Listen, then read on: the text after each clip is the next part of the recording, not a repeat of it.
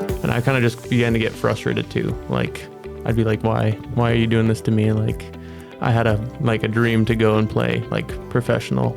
And like, I had a bunch of coaches that would say that, yeah, I could, like, I had the opportunity to, but then, yeah, injuries just kept kind of popping up here and there. And then I had one big one that kind of, I guess, was a call from the Lord. Is like, yeah, you need to relax on soccer and focus more on me. Welcome to this week's episode of the His Hill Podcast. My name is Kelly Daugherty, and I'm your host. I have with us today first-year student Dawson Gerbrandt. Did I say that right? Oh, yeah. Okay, great. Austin is from British Columbia, and he is finishing up his first year. It's going to be here with us for summer camp, and then he's coming back for his second year. I am looking forward to the conversation with him. We've visited some throughout the year, but I don't really know a lot about him, so I'm excited to have him here. So, Dawson, welcome. Yeah, thanks for having me. I'm glad to finally be here. Yeah, it's great to have you. I'm looking forward to this conversation. Now, are you from Abbotsford? I am from Abbotsford. Okay, yeah. So Classic. That's Arlene, my wife's hometown, and I lived there myself for a while. Went to school there. Nice. What school did you go to? CBC. Oh, okay. Yeah. My mom used to work there. Oh, yeah, really? Yeah. Yeah, what was her position? She was a cook for all the BC Lions and stuff. Really? Yeah. Oh, wow. Hopefully I'm not getting that wrong. I'm pretty sure she was. So she'll probably tell me. Now, did you grow up in Abbotsford?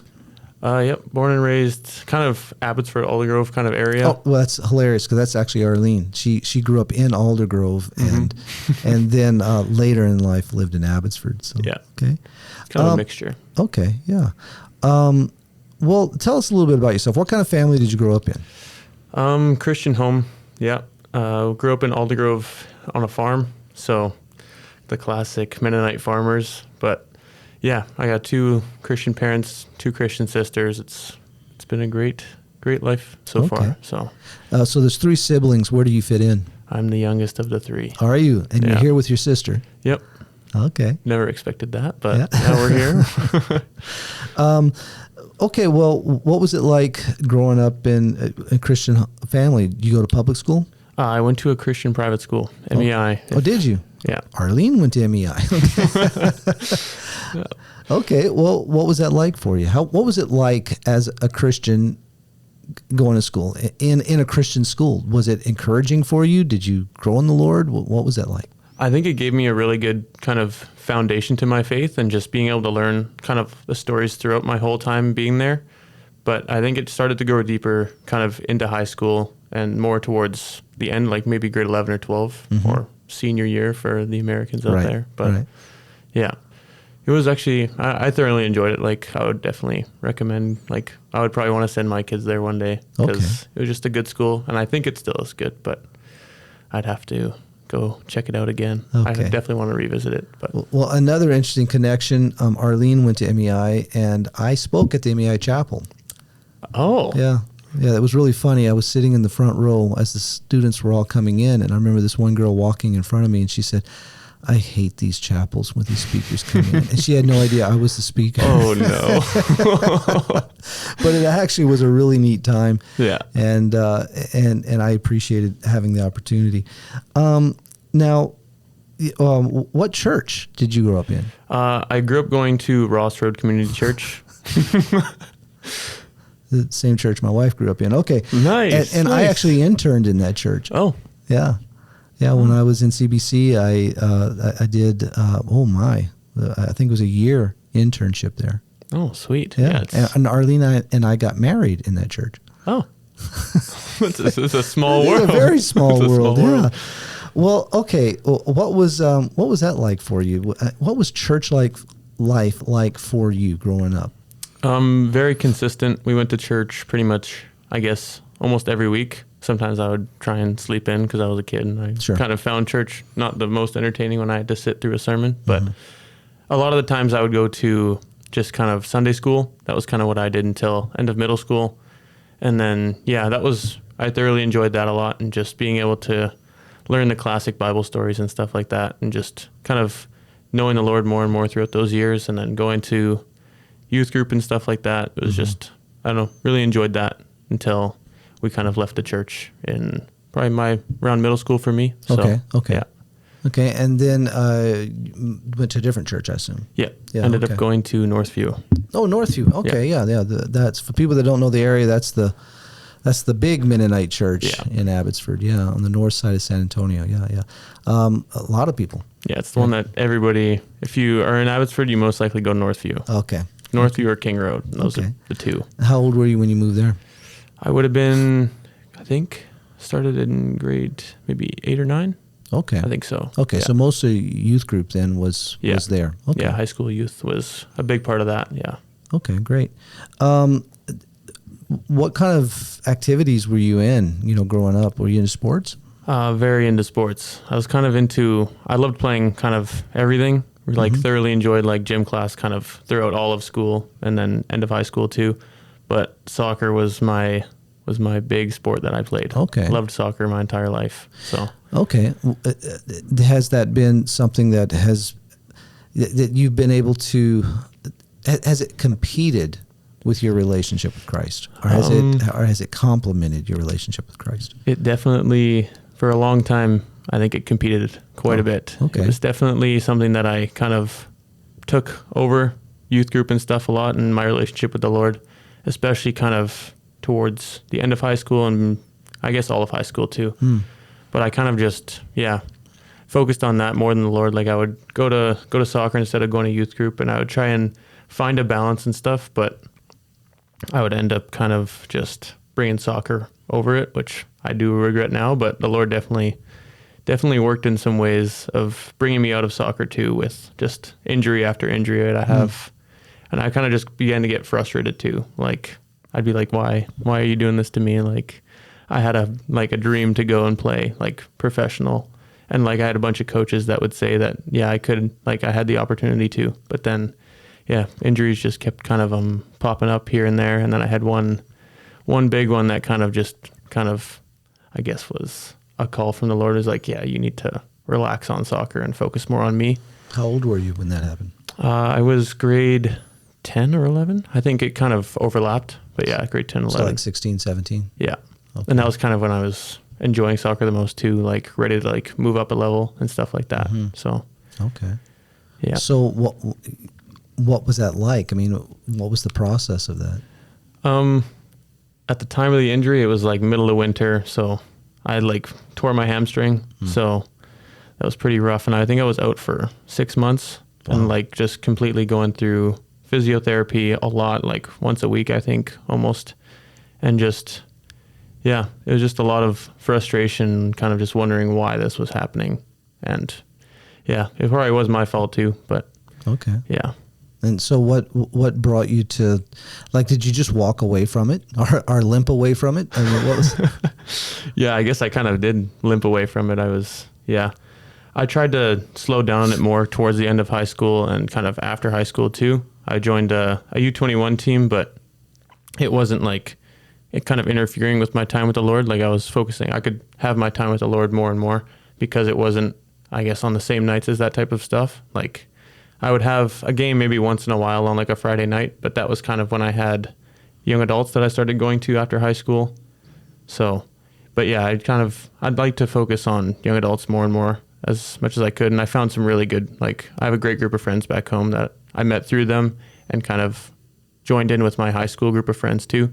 So I don't know. I just enjoyed going to young adults almost more than I did soccer at that point. So just enjoyed the fellowship and just being able to hang out with other Christian believers after having such a secular soccer team too. So that was kind of a big part into some other stuff that happened in my life and just bringing me down the wrong paths, I guess. Okay. Yeah. And with these other things dragging you down and all, how old were you when when you're starting to find that it was better for you to be with these other people? It was probably around, it might have been, I would say like kind of middle of high school too. Kind of right around that injury. I started hanging out with them more and like hanging out with some other friends too that were not the best influence on me too. But soccer team was kind of what brought me down the wrong path, like hanging out with them kind of outside of soccer too, because they were heavy into like drinking and smoking. And so I kind of got involved with them more and tried to, I guess, fit in a sense, but kind of realized that through the end of high school, like going down this type of path too, it wasn't ever fulfilling. Like it would be fun in the meantime, like being able to hang out with friends and just have a good time for a couple hours every weekend or every other weekend. And yeah, just after kind of having these experiences of just being drunk and not like having control and like being able to like, this is not fulfilling whatsoever in my life. Like it was always regrets the next day, being like, why did I choose to go through this and continue to keep on going through it for a couple of years? It was just kind of a big realization too, that like when I saw, I guess, Malia and Cassidy come home from both their first years. These are your sisters. Yeah, both my sisters. Malia's being the older one. But yeah, seeing them come back and just seeing the change and how they didn't want any part of that kind of lifestyle whatsoever and wanted to like solely focus on the Lord. And that was it. I kind of almost hit me having Cassidy come home, especially in this last, I guess summer or beginning of August, having her come back. Cause yeah, it did trickle into after high school going through all this stuff too. But yeah, Cassidy definitely influenced me in just kind of trying to stay away from that lifestyle too, and just like completely stopping like drinking and smoking and stuff. And yeah, just so people understand, Cassidy is your sister who's a student here now too. She's a second year. Yeah, she's with me right now, and just been such an encouragement in my life too about just certain things that I've had to go through, and just her always being there for me too. So, well, that's neat. Yeah. Did your parents know you were going through this? I didn't tell them for a very long time. Okay, so you were able to keep it from them. Yeah. I would just always I would never do it at home. I would always just like go out and party and stuff like that, and just always trying to hide it from them, I guess, and just keeping it a secret. How did they find out? I told them about one incident, and then I think they probably found out from my friend's mom too. But yeah. So did they find out before you were making the change, or were you telling them what you had been coming out of? It might have been a little bit of both. Okay. I think it might have been like kind of as I was stopping too, because that would have been like beginning of, I guess, 2023 would have been when I guess was slowing down and stopping of doing that type of thing. But yeah, how did they respond to it? Of course they were, a little bit disappointed because, they don't want to see their son who's been going to church their whole lives going through this type of thing, and just kind of ignoring what I've been learning for the last, I guess, kind of 18, 19 years of my life, and just kind of throwing that all away and just focusing on other things, focusing on things of the world, which I was never really thought I was ever going to get into, because I was always the shy, quiet kid, and that would never kind of want to be associated with partying or anything like that. But yeah, I don't think it was easy for them whatsoever. And like seeing them like that distraught about certain things that I was going through was super hard to see as well. Like it definitely hit me harder too, like seeing my parents sad about that. And like their want to help me too was just such an encouraging thing too. Just wanting the best for me. And I know that sometimes I was not always the most grateful for that type of advice, but yeah, they were definitely the best people I could have ever asked for. That's interesting. You went to them to talk to them about this. How did you feel after you had talked to them? Definitely a big sigh of relief. Really? And just kind of getting it off my chest. Like, I'm not gonna lie, I did cry quite a bit when I told them about what I was going through. Yeah, it was definitely a hard thing to tell them about things, of course, but it was definitely just not the easiest thing ever. Well, that's I think that's good for people to hear. So often, that to come clean, like that is a relieving thing. But also, if you hadn't done that, then you wouldn't have had the experience of your parents' love and their desire to help you. Yeah, totally. Yeah. So, it's amazing that the Lord provides for us, and we hide, we run from and we hide from and we avoid the very thing that the Lord has provided in our life to deal with the things that we grieve over that are in our life. And it's interesting too. When we do yield, when we do agree with what He's done. These are my parents. These are the ones that God has provided for me. This is where I need to go. It's amazing how, that's how releasing, forgiving, that is. Yeah. It's just like the change of just the weight is just lifted off your chest. And it's like, it feels so much better to come clean about something that you've been doing, even though it might be like the hardest thing to talk about with them, because it is such a personal thing too, going through that all and kind of keeping it a secret for as long as I did, which was probably a couple of years. And it was definitely worth going to talk to them. Like, I know it's no kid wants to go and talk to their parents about drinking, or whether that could be other addictions as well. Sure. Like, it's definitely a hard thing. And I really struggled with that too for a very long time, but it's definitely worth like seeing your parents come to you and just in a loving way too. Like they helped me with that, like always coming to me, like reminding me, like asking me if I was doing okay in that part of my life too, and coming to me and just asking, are you still struggling with this? But I'd be like, it's just been getting way better. And it's easier to, I guess, stay away from it, knowing that my parents are going to ask me too, and knowing that like I have something better waiting for me too, like especially coming to the Lord through those times too, and being like, I want deliverance from this. Like I can't be living this life, I guess, just in sin, and it's not what God calls us to do. So, yeah. Okay, great. Yeah, I can't tell you how many conversations I've had with students over the years, where they come to me and they've got an issue in their life or a big decision they have to make, whatever it is. And one of my regular questions for them is, have you gone to your parents with it? And often it's no, sometimes yeah, but often it's no, I haven't. And then I've even heard it said to me when students say, well, you don't understand, my parents aren't believers. And my encouragement has always been, look, do you believe that God is sovereign? So these are the parents that He's given you. Yeah. And so you can trust Him for what He has given you. So I encourage you, talk to your parents. And, I can't tell you how many times students would come back to me and say, Kelly, that was the best thing that could have happened. You wouldn't believe what my non-believing father said to me. And, and how much that ministered to me. Or you couldn't believe how my parents reacted to this and how they just want to walk with me in it. And just, I've always been encouraged by that because, this is one thing we know in Scripture, that we're to honor our parents. It doesn't say honor your parents if they're believers, or honor your parents only if they walk with the Lord. But honor your parents no matter what. Yeah, and as you obey the Lord and you trust Him for His provision for you, you find that God supplies, that He is faithful, and that's a really neat testimony to give. So, okay, so you're coming out of this. You're still in high school. How did high school finish for you with the Lord?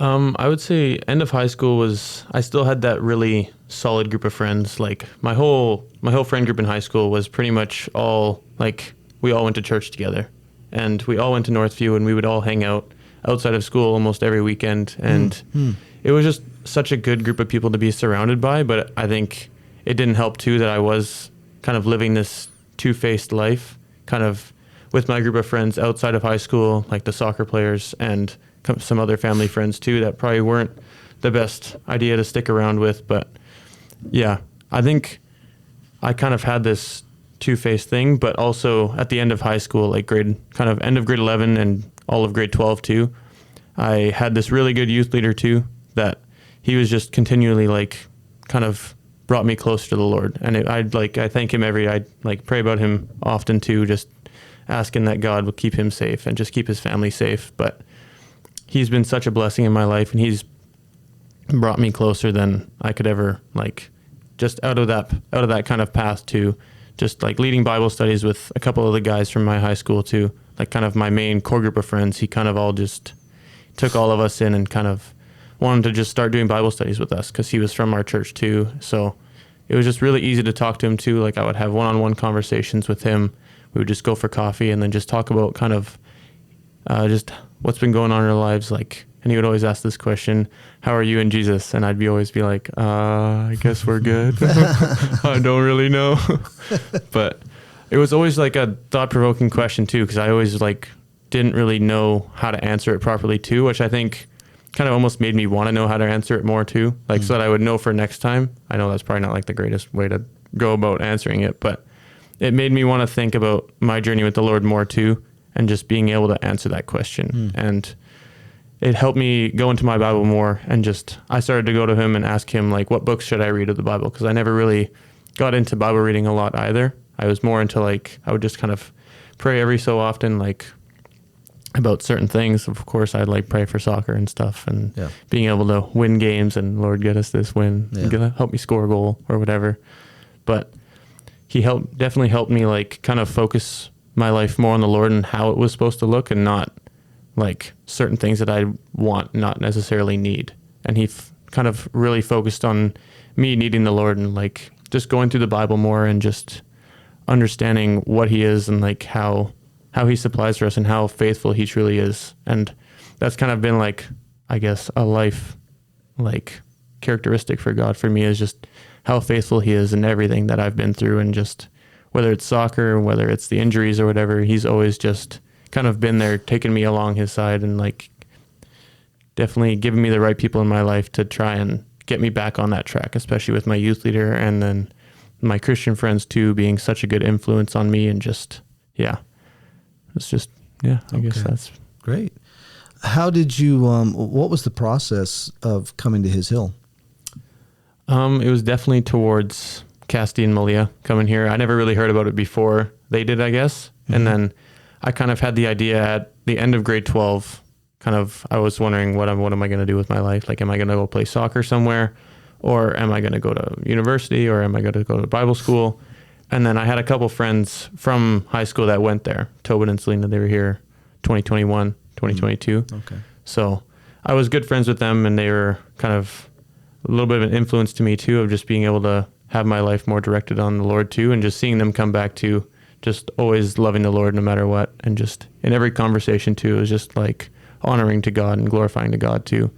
So I really thought about going there right after high school, and then COVID kind of struck at the same time, where we didn't really have a graduation or anything like that, or anything like a big prom. But yeah, it was definitely, I wanted to go right after high school, but then COVID struck, and I wasn't vaccinated, so I couldn't cross the border at all. Right. So and then, so I didn't go that year, and then I signed up pretty late because I was going to go last year, but then signed up in like July or August. So I was put on the waiting list, and then Lizzie texted me, and she's like, do you want to go next year? And I was like, yeah, sign me up.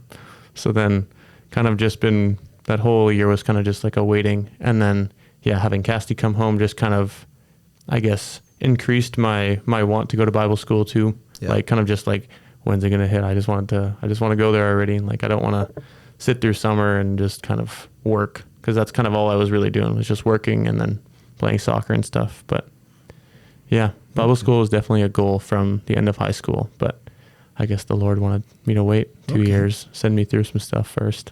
So what's it been like for you? I mean, it must be a good year, because you want to come back for a second. Oh yeah, it's been an incredible year, just having all these guest speakers come, and just to see their love for the Lord, and how the Lord has always been faithful in all of their lives. And just having you come teach too has been a really big like blessing in my life, and just being able to understand, I guess, what you're teaching, and like who Christ really is, and if he is the center of our life, and if we are actually allowing him to be the center of our life. Are we giving everything up for him? Are we dying to ourselves and living for Christ?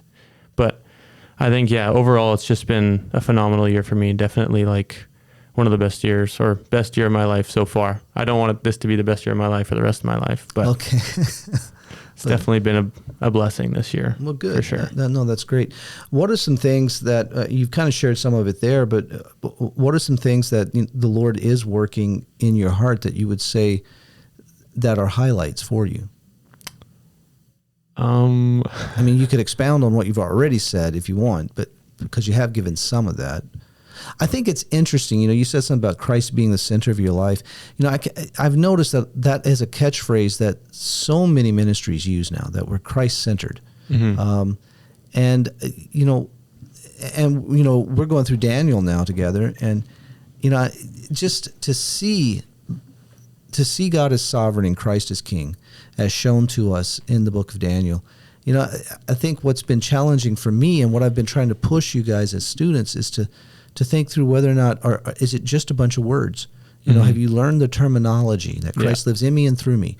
That it's not I who live, but Christ who lives in me. Learning the terminology, but has it become more than terminology? Is it reality? Is it about a person? Yeah. And is that some of the things that the Lord's kind of pushing you with? I think so, yeah. That's definitely one of the big things I kind of struggled with, putting like him first and actually knowing like if he actually is the center of my life. Like if I'm saying all these things and kind of acting like a Christian, but kind of, of course, just saying the words and not actually living it out, which I didn't a lot before I came here. And I think now he's definitely showed me through classes. And this Daniel class has been really good too, and kind of teaching me that as well. And like trying to make me think more about if he actually is. And I think he definitely is, and like showing me the right direction to go. And just the realization of, he is the only fulfilling thing in our lives. And he's the only trustworthy thing, like truly trustworthy thing that we can actually rely on. And I don't know. I think that's kind of the main thing. No, good. What's it been like to be in a community with people from all over the world? Different cultures, basically wanting the same thing, but maybe different understanding or ideas about it. What's that been like for you? Oh, it's definitely been a little bit interesting. Meeting like a bunch of Texans, like the most Texan people I know, like having Will as one of my like good friends now. It's like, I never really thought I'd be best friends with like a Texan, but it's been really encouraging seeing the whole like student body, like of course having people from home too, like having so many people from BC has been such a nice thing too. Kind of having a little bit of taste from home here as well, but also like getting to know the people from like Faroe Islands. Like I had never really, where is that? I don't know where that is. And it's like been interesting, like seeing people from all over the world. Like I never would have imagined like meeting a couple Australians, a Ukrainian, but it's all been just really cool to all see their different personalities and their ways that they do things. And it's just been a really big encouragement seeing their love for the Lord and how it is like spread across the whole world. And that it's not just in North America, even though we were considered the Bible Belt, I guess. But it is really cool seeing that there are people from everywhere across the world that love the Lord and want to learn about the Lord more. And just, I don't know, it's been really good encouragement. I've often found it encouraging and challenging, just in awe of, you see this, people, different cultures, different societies, and you start to realize, you keep your God in a little box. And this is not who he is. He is truly an awesome God. He's working in lives all over the world. And, that's encouraging to see. I know that for myself as a student, it was really good for me to be in an international community like this of believers, because it challenged my thinking on things. Maybe I had the right answers, but why is it right? And somebody might have the same belief, but they go about it a little different, and it made me think through these things. Lord, what do you have for me? What's right? And I really appreciated that. It's just to be in a place and stretched like that is profitable. So it's good. Oh yeah. What are some things that have been maybe a trial, kind of difficult for you? I think meeting like 70 new people. So the same thing, right? Meeting everybody was, it was a little bit of a struggle at first, kind of like, oh, this is a lot of people. How am I going to get to know all these people in just like 9 months? But it's been like kind of crazy how fast you grow in a community that's this small. But that was definitely, I think, a little bit of a struggle at first. And of course, being like 3,000 kilometers away from home too.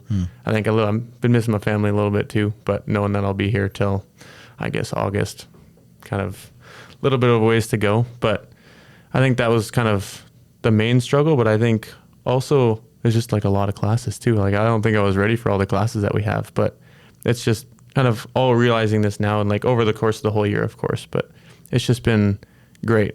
I think everything that has been a struggle has just been a blessing like even more than it was a struggle. Like it's just definitely a great experience. Like definitely couldn't have gone anywhere better, I think, after high school, at least. That's great. You talk about not knowing about all the classes, just so people understand that if you come to Bible school at His Hill, you have 23 hours of class a week. Yeah. And then there's 2 hours of discipleship group on top of that, where you get together with a group of guys and one staff person every week for a couple of hours. And, you usually we read a book together and we discuss that. We deal with other things. We talk about other things. We do different things together. And so with that, you have about 25 hours of structured learning time, of instruction time. And so with coming to His Hill for 9 months, you actually get more Bible than you do at a 4-year Bible college. Yeah, it's definitely a little bit of a packed week. And I think sometimes it is a struggle to stay awake, I'm not going to lie. But overall, it's just like the amount of classes that we have is just, I think it's a perfect amount too.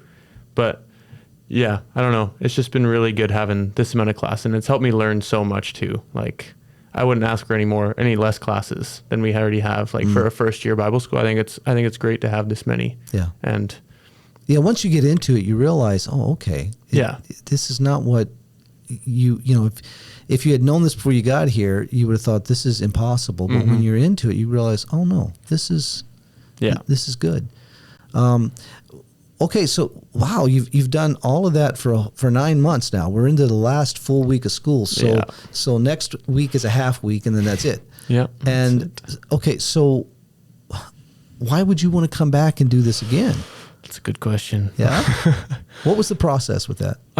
I think after having Casty here and seeing all the second years too, and what they were going through, and just having conversations with them, and just the certain things more so about theology, and kind of not really, I guess, having any interest in it before I came down here, and kind of seeing all that they go through, and just kind of being like, oh, that'd be like pretty interesting to learn about. And I prayed about it quite a bit, like if I wanted to do second year or not, and Lord kind of was like, yeah, go for it. And I was like, okay. So I signed up, and I don't know, it's just a big thing I think I want to learn about, and just get to know more about just getting deeper in my theology. Because of course, I don't know a crazy amount of it, but I think it'd just be something that I really want to try and learn about and understand more, even if I'm always going to be learning no matter what. But I think the Lord I think He called me here for another year just to grow, and then also be with a whole new group of students too,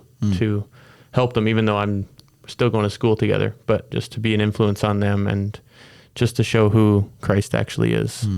Yeah. The second year program, just so the listener understands, it's not identical to the first year. The first year we spend 9 months going through as much of the Bible as we can. And usually we get, of the 66 books, we get through about 64.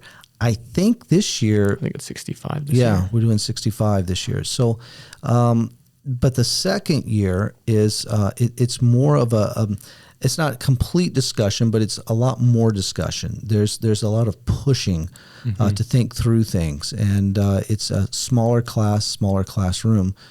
There's some outdoor activity involved, nothing really strenuous at all. So it's a different thing that Dawson's thinking about or is about to do this next year. It's not an identical program. So what would you tell anybody that was thinking about coming or considering coming to Bible school, other than saying, yeah, do it, it was the best year of my life? What would you want them to understand about coming here? It's not going to be easy. You're going to be meeting a lot of new people and meeting a lot of new personalities. And right away, it's not going to be, might not be the funnest thing immediately, but once you start to get to know the people here, and just the staff here has been amazing too, but also just once you start getting into the flow of classes and everything like that, it's been like, you will enjoy it more than you ever thought you could.